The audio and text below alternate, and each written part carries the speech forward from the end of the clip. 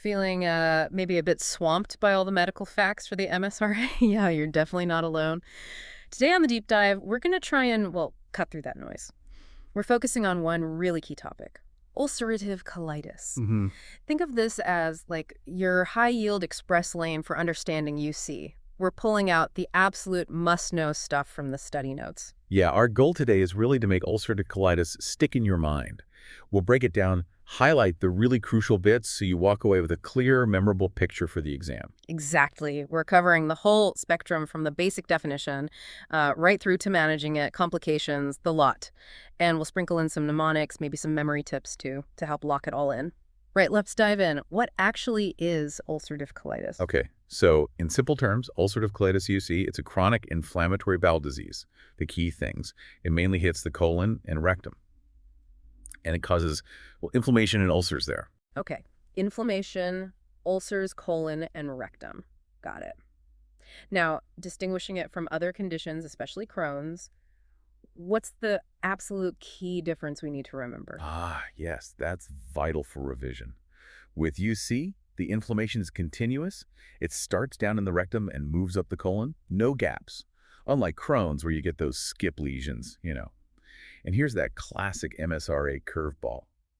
Smoking actually seems to be protective in UC. Protective. Wow. Yeah, completely the opposite to Crohn's. Definitely remembering that one. And the notes also mention links to other autoimmune conditions. Yes, UC doesn't always fly solo. You should be aware of possible links with things like thyroid disease, Addison's disease too. Mhm. Keep those in mind for patient scenarios. Right, thyroid, Addison's, anything else in that kind of autoimmune family tree? Definitely. There's a really important association with primary sclerosing cholangitis, PSC. That link is quite strong. Suggests maybe some shared inflammatory pathways between the gut and the bile ducts. So what might that look like in a patient? Well, it could mean they present with jaundice. And if you image the bile ducts, you might see this characteristic beading appearance. So yeah, if you have a UC patient who's also jaundiced for no obvious reason, you've got to think about PSC. He's looking into. Okay. Building a picture here. Continuous inflammation, weirdly protective smoking, links to thyroid, Addison's, PSC. Right. Let's talk extent. How far up the colon does it go? The notes break this down. Yeah, understanding the extent is key for diagnosis and for deciding on treatment too. We basically categorize it based on how much of the large bowel is involved. So you've got distal disease, that's proctitis, or maybe left-sided colitis. It's limited to the rectum or maybe the rectum and sigmoid. Crucially, it doesn't go past the ileocecal valve. Okay, that valve is the gatekeeper. Exactly. Then there's left-sided colitis, which goes a bit further up, reaching the splenic flexure that bend on the left side. Got it. Extensive colitis goes further still, No. up to the hepatic flexure on the right. And pancolitis means, well, the whole colon is involved. Now, sometimes, if that ileocecal valve isn't working perfectly, if it's incompetent, you might get a little bit of inflammation extending back into the very end of the small intestine, the terminal ileum, in pancolitis case. Okay. And what about indeterminate? Ah, yes. Indeterminate colitis is basically when it's really tricky, especially early on, to definitively say if it's UC or Crohn's. The features overlap sometimes. That's a really clear map, thanks. Distal lowdown, left-sided up a bit, extensive nearly all. Pan is everything. Makes sense. Yeah. And those age peaks, 15-25 and 55-65, those are definitely things to clock in exam scenarios, right? Absolutely. Patient age can be a really useful clue when you're sifting through differential diagnoses in those MSRA questions. Definitely keep those ranges in mind. Okay, so the big question. What actually causes this, the etiology? Sounds like we don't fully know. You're spot on. The exact trigger for UC isn't completely nailed down, but the strongest theory is that it's autoimmune. The idea is the body's immune system mistakenly mounts this abnormal, ongoing attack against the normal bacteria living in the colon. So friendly fire from our own immune system against our gut microbes. And genetics plays a part too. Yes, definitely a genetic component. If you've got a family history of IBD, including UC, your risk is higher. Yeah. Suggest a predisposition. And there's a warning about NSAIDs in the notes. That seems like really crucial patient advice. It really is. NSAIDs, nonsteroidals, they could potentially make inflammation worse in someone with IBD or even trigger a relapse. So it's super important to advise UC patients to be cautious with NSAIDs for pain relief. Definitely flag that up. And just circling back to that weird smoking point, protective, still sounds odd. It does. It's a classic medical paradox and definitely one worth remembering for the exam. The thinking is maybe some components in smoke, like nicotine, might have some sort of anti-inflammatory effect in the gut, And this is a huge, but you absolutely have to stress that the massive other health risks of smoking totally outweigh any potential, slightly protective effect on UC. It's not a reason to smoke. Absolutely not. Okay, so quick recap on risk factors. Family history, some genetic links, younger adulthood, and ethnicity, though our notes don't detail which ones specifically. That's a good summary. And yeah, while these notes don't specify, we do know IBD prevalence varies a bit across different global populations. Right. Okay, let's zoom in on the pathophysiology. What's actually happening down there at the tissue level? So the core process is this chronic inflammation. It kicks off in the rectum and then spreads proximally, upwards, in a continuous way through the colon. And like we said, the immune system is the main culprit, mistakenly attacking the healthy lining cells of the gut. This leads to all that inflammation, the ulceration, the damage to the colonic mucosa. Inflammation moving up from the bottom, driven by a confused immune system. Okay. Now, when a patient presents with these kinds of symptoms, what else has to be on our radar? The differential diagnosis. Yeah, this is where good clinical thinking comes in. Crohn's disease is obviously a huge one to differentiate from. Often needs endoscopy and biopsy, to be sure.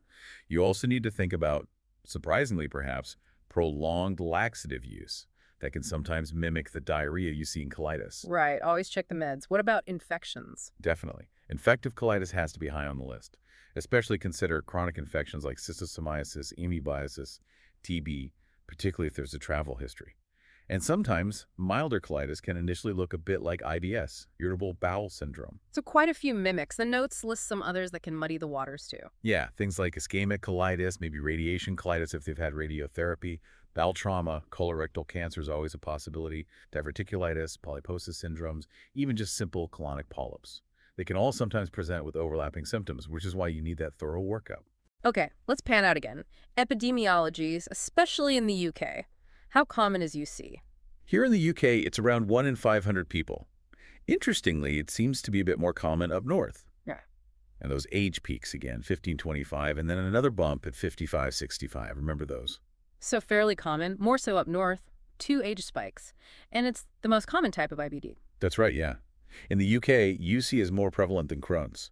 And it's not just us. The incidence and prevalence are actually rising worldwide. Some of the highest rates are seen in places like Scandinavia and the UK. Any other key stats? Well, about 15-20% of cases actually start in childhood, and it affects males and females pretty much equally. Okay, good context. Now let's get practical. What does a patient with UC actually experience? The clinical features. Right, so history-wise, key things are often lower left quadrant pain, often described as kind of crampy. Diarrhea is very common. And rectal bleeding, seeing blood in the stool, also tenesmus. That's that really annoying feeling of needing to go even when there's nothing left. Oh, yes, tenesmus. Maybe a mnemonic helps. Think diarrhea, bloody, dull crampy pain, difficulty urgency, and tenesmus. The 3Ds and a T. 3Ds and a T. Like it. Pain, diarrhea, urgency, incomplete feeling. How does it usually start? Suddenly. Typically, no. It's usually more gradual, insidious, and the symptoms tend to come and go, intermittent. The absolute cardinal symptom, given the pathology, is that bloody diarrhea often goes along with colicky pain, urgency, tenesmus. Although, interestingly, if it's just proctitis only, the rectum patients might actually complain of constipation along with the bleeding. Okay, that's another curveball. Yeah. And then you can get systemic symptoms too, especially in flares feeling generally unwell, malaise, fever, maybe weight loss. And always ask about recent travel. Medications helps rule out infections. Good point. So that's the history. What might we find on examination? Key signs? It really depends on severity. They might look unwell, maybe pale if they're anemic, possibly febrile, dehydrated. Vitals might show tachycardia, fast heart rate, or even hypotension, low blood pressure if it's severe. And the abdominal exam? You might find tenderness, maybe some distension, potentially even feel a thickened bit of bowel, though that's less common.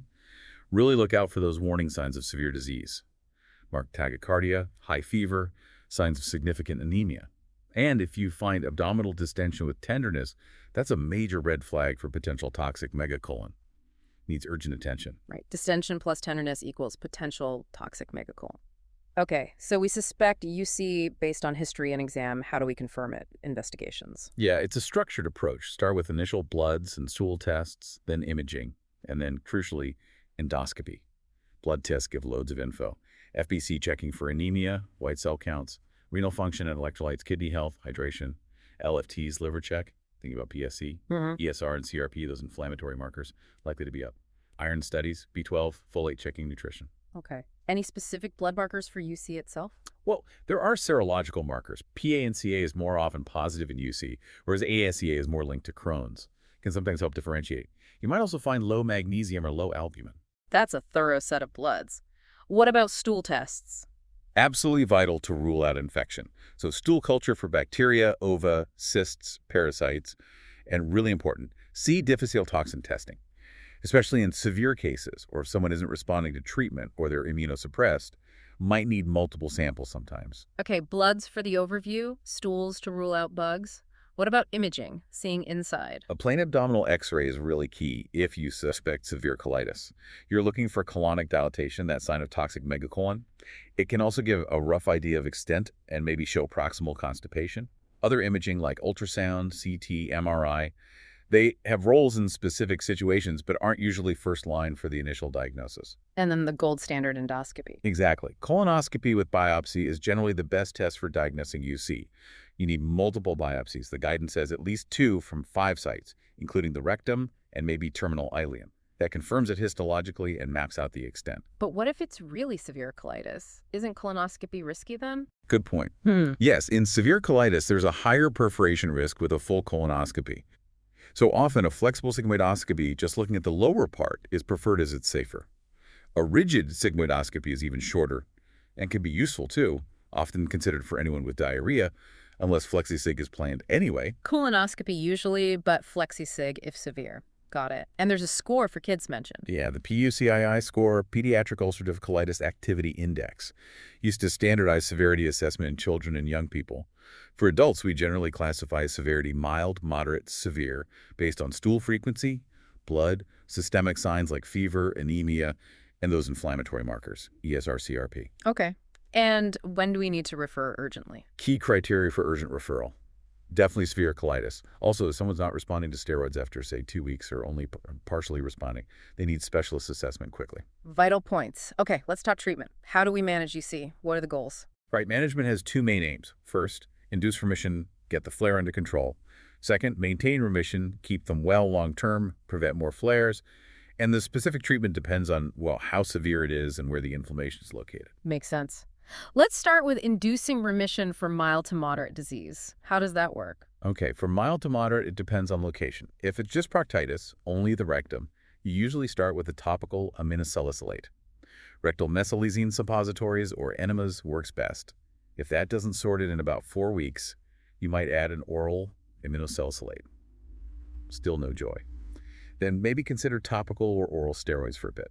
And if it's spread a bit further, like proctosigmoiditis or left-sided colitis? Still often start with topicals first. No remission in 4 weeks. Then you could add a high-dose oral aminosalicylate or switch to high-dose oral aminosalicylate plus a topical steroid. If that doesn't work, then you'd probably stop the topicals and go for oral aminosalicylate plus an oral steroid. Right, stepping up the treatment. What about extensive disease involving more of the colon? For extensive colitis, you'd likely start with both topical and high-dose oral aminosalicylates together.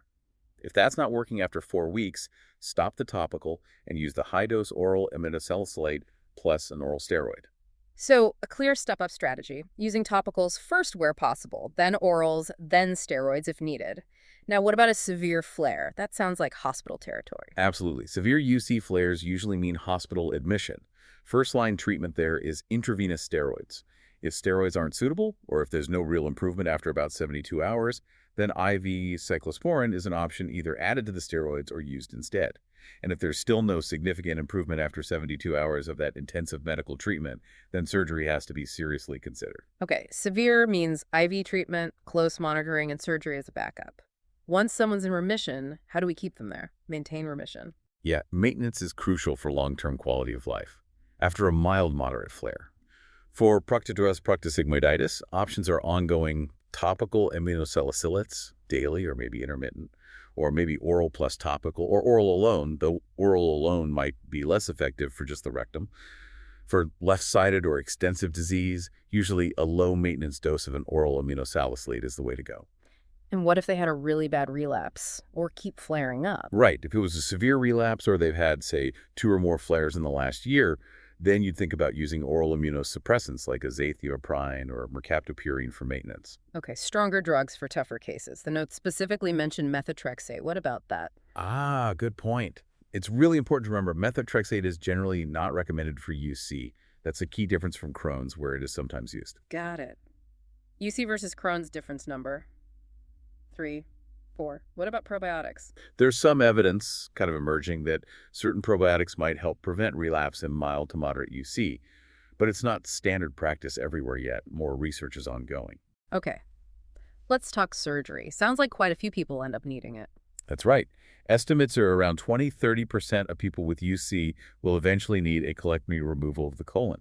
Usually that's because medical treatments aren't working anymore, or the side effects are too bad, or if complications like precancerous changes, neoplasia, develop. And what's the main operation? The most common one is a restorative proctocolectomy with an ileal pouch anal anastomosis, often called an IPAA or J-pouch. Because UC only affects the colon and rectum, removing them completely is essentially curative. Curative. Okay. Are there specific signs that mean surgery is needed more urgently? Yes, definitely. Things like very frequent stools, maybe more than 8 a day, ongoing fever, tachycardia, seeing colonic dilatation on X-ray, low albumin or hemoglobin, high platelets, or really high CRP, say over 45. Those suggest medical treatment isn't working and surgery might be needed soon. Red flags for needing surgery. Okay. And we mentioned toxic megacolon, managing that of urgency. Yeah, toxic megacolon medical emergency. Diagnosis is colonic dilatation over 6 centimeters on X-ray or CT, plus signs of sepsis, basically.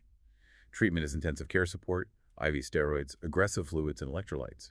And crucially, avoid anti-motility drugs. They can make it worse. If there's no improvement in 72 hours, surgery is needed because the perforation risk is really high. Rapid action is key.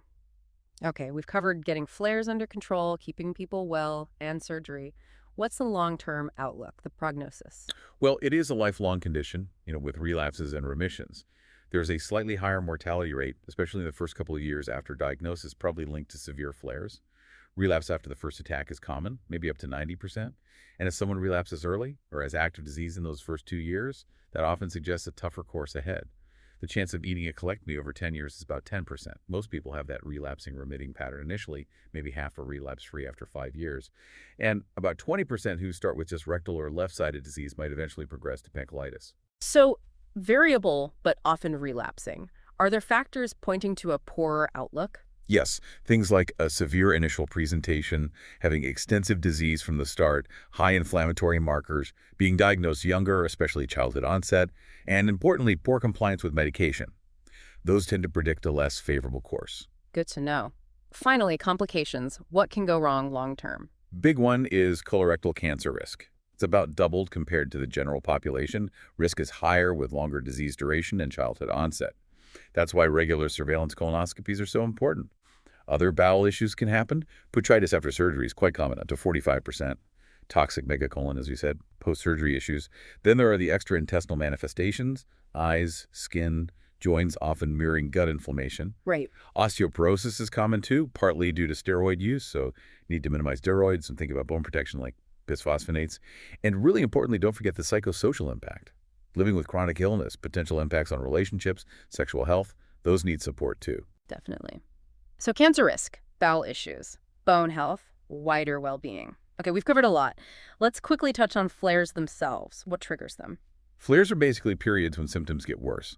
Sometimes there's no obvious trigger, but common ones can include psychological stress, Yeah. medications, especially NSAIDs irritating the gut, or some antibiotics messing with gut bacteria. And counterintuitively, again, sometimes stopping smoking can trigger a flare in some people with UC.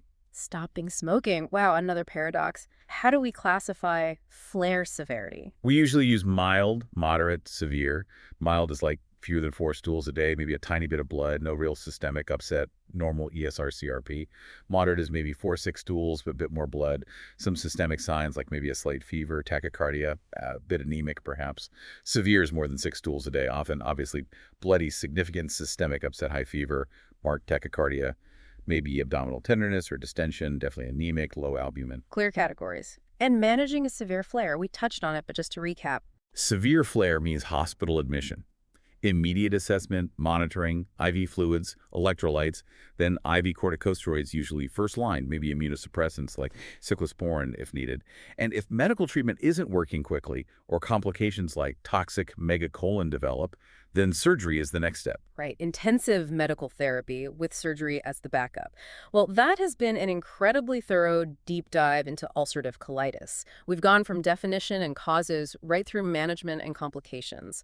Hopefully that's been a really useful high-yield session for your MSRA revision. Remember, you can always rewind and listen again to specific bits if you need a refresher. Absolutely. And, considering that complex interplay of genetics and environment in UC, it does make you wonder, what kind of preventative strategies might we see in the future as we understand it better? It's a really active area of research. A fascinating thought to end on. And for more fantastic resources to smash your MSRA exam, definitely check out passthemsra.com. And freemsra.com too. Both are packed with questions, guides, everything you need to support your preparation.